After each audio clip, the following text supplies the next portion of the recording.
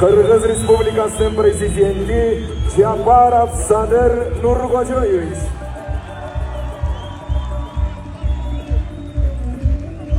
Кабинетке көчүгүн жабышып калды кресло болсо. Вы сколько операций сделали до сегодняшнего? Мы 7 операций. 7 операций. Из них 3 уже умерли, да? 3. К сожалению, мы потеряли 3 детей. В чем причина? В чем было? Условия не то, или реанимация не отвечает требованиям, как? Открыто говорите, открыто. К сожалению, здесь нету собственного стерилизационного зала, где нужно стерилизовать инструменты. К сожалению, мы имеем только 3 хирургических набора. Sen kancha жолу келдиң ушул жерге? Биринчи жолу келип атасыңбы? Неге биринчи жолу келесиң сен? Неге мындай проблема болуп атса, неге сен биринчи жолу келесиң бияка? Тревога уруп келбейсиң, мен сени кабинетте отурба деп белем, кыдырып иштегин деп. Канча болду иштегениңе сен министр болдуң? 2 ай, 2 айдан эмне? Кирип эле кабинетке эмне көчүгүн жабышып калды кресло болсо.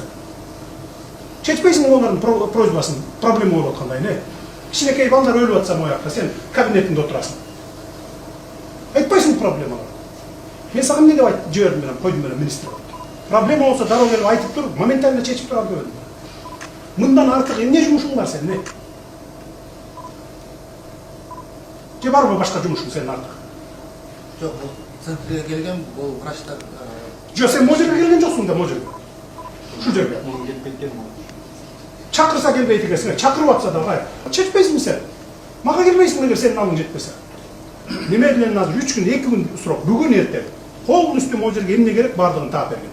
Аппаратураны берген. Полный күчтүн баарын ушул жака жумшагын. Жок ба акчаң министрликте айтмаган. Таап беребиз точно. Өз сенин жолуң болсун. Буйрук сага менен. Жашайсың могу жерде. Түшүндүңбү?